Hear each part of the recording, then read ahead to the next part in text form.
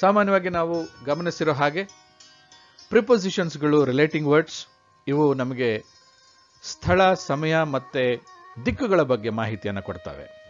ಇವತ್ತು ನಾವು preposition of movement ಬಗ್ಗೆ ಹೆಚ್ಚು ತಿಳ್ಕೊಳ್ಳೋರಿದ್ದೇವೆ.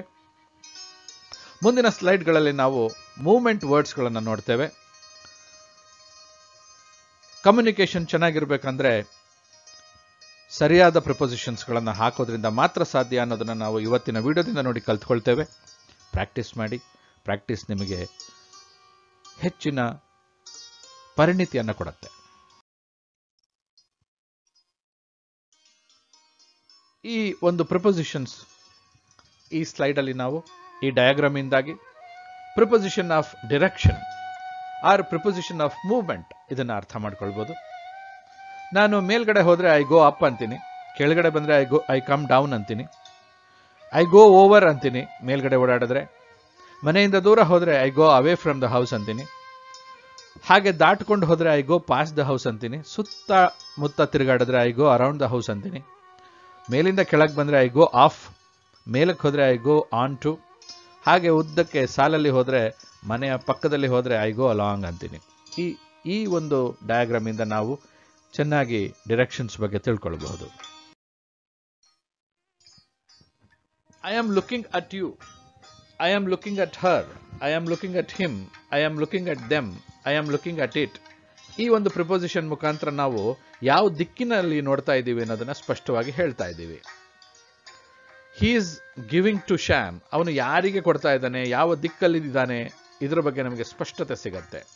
ಹಿ is giving to Meera, he is giving to Anil and Sunil, he is giving to Ravi ಅಂದಾಗ ಯಾರಿಗೆ ಯಾವ ಕಡೆ ದಿಕ್ಕಿನ ಬಗ್ಗೆ ಸ್ಪಷ್ಟತೆ ನಮಗೆ ಈ ಮಾಹಿತಿ ಸಿಕ್ಕತ್ತೆ.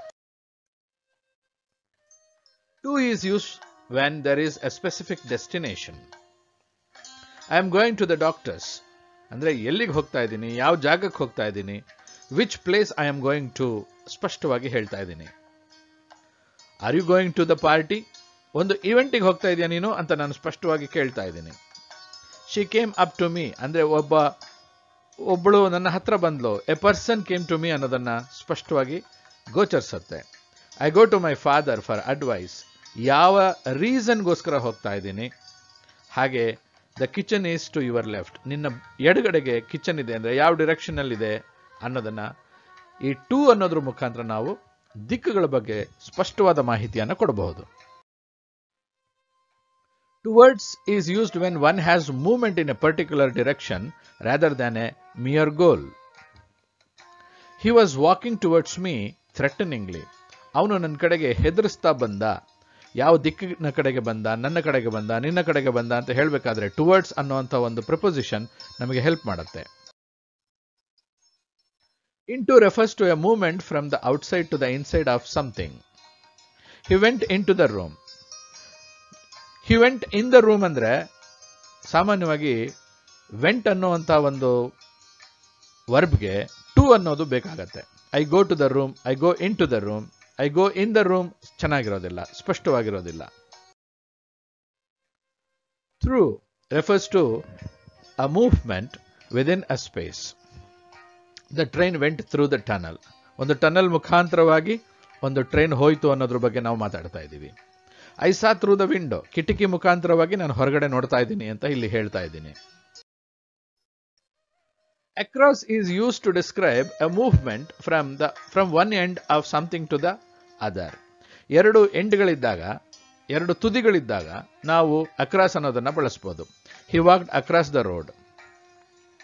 The bridge is built across the river. ನದಿಯ ಎರಡೂ ದಡಗಳ ಮೇಲೆ ಬ್ರಿಡ್ಜ್ ಬಂದಿದೆ, ಅದನ್ನು ಸ್ಪಷ್ಟವಾಗಿ ನಾವು ಅಕ್ರಾಸ್ ಅನ್ನೋದ್ರಿಂದ ಹೇಳ್ತೀವಿ. ರಸ್ತೆ ದಾಟ್ತಿದ್ದಾನೆ ಅನ್ನೋದನ್ನ ಹಿ ವಾಕ್ಡ್ ಅಕ್ರಾಸ್ ದ ರೋಡ್ ಅಂತ ಹೇಳ್ತಾ ಇದ್ದೀವಿ. ಸೊ ಎರಡು ತುದಿಗಳಿದ್ದಾಗ, ಎರಡು ದಂಡೆಗಳಿದ್ದಾಗ ನಾವು ಅಕ್ರಾಸ್ ಅನ್ನೋ ಪದನ ಬಳಸಿದ್ರೆ ಚೆನ್ನಾಗಿರುತ್ತೆ. Over is use to describe the position of something when it is above something else. A white cloth has been spread over the bed. ಹಾಸಿಗೆ ಮೇಲೆ ಒಂದು ವೈಟ್ ಬ್ಲಾಂಕೆಟ್ ಹಾಸಿದ್ದಾರೆ ಅಂತ ಹೇಳಬೇಕಾದ್ರೆ ನಾವು ಸ್ಪಷ್ಟವಾಗಿ ಇಲ್ಲಿ ಹೇಳ್ಬೋದು. ಓವರ್ ಅಂತಕ್ಕಂಥ ಪದ ನಮಗೆ ಇಲ್ಲಿ ಹೆಲ್ಪ್ ಮಾಡುತ್ತೆ. Along is used to describe the movement in a line we walked along the river. River ಅಂತಕ್ಕಂಥದ್ದು ಉದ್ದಕ್ಕೆ ಹರ್ಕೊಂಡು ಹೋಗ್ತದೆ. ಆ ಉದ್ದಕ್ಕೆ ಹರ್ಕೊಂಡು ಹೋಗುವಾಗ ನಾವು ಅದರ ಉದ್ದಕ್ಕೂ ಹೋಗ್ತೇವೆ ಅನ್ನೋದನ್ನ ಸ್ಪಷ್ಟವಾಗಿ ಹೇಳಲಿಕ್ಕೆ ನಮಗೆ ಅಲಾಂಗ್ ಅಂತಕ್ಕಂಥ ಪದ ಹೆಲ್ಪ್ ಮಾಡುತ್ತೆ. There is a road along the railway track. ಒಂದು ರೈಲ್ವೆ ಟ್ರ್ಯಾಕ್ ಕೂಡ ಉದ್ದಕ್ಕಿದೆ, ಅದರ ಪಕ್ಕದಲ್ಲಿ ಒಂದು ರೋಡ್ ಇದೆ, ಆ ರೋಡ್ ಕೂಡ ಉದ್ದಕ್ಕಿದೆ. ಹಾಗೆ ಹೇಳಬೇಕಾದ್ರೆ ನಾವು ರಸ್ತೆ ಪಕ್ಕದಲ್ಲಿ ರೈಲ್ವೆ ಟ್ರ್ಯಾಕ್ ಇದೆ ಅಂತಾನು, ರೈಲ್ವೆ ಟ್ರ್ಯಾಕ್ ಪಕ್ಕದಲ್ಲಿ ರಸ್ತೆ ಇದೆ ಅಂತಾನು ಹೇಳ್ಬೋದು. Thanks for watching this video. Do put your valuable comments in comment box. If it's worth watching, please like the video and share it with your friends. Don't forget to subscribe our channel and click on the bell icon to get our upcoming videos. Watch all the videos from the beginning to go step by step for better results. See you in the next video. Till then, keep smiling and keep learning.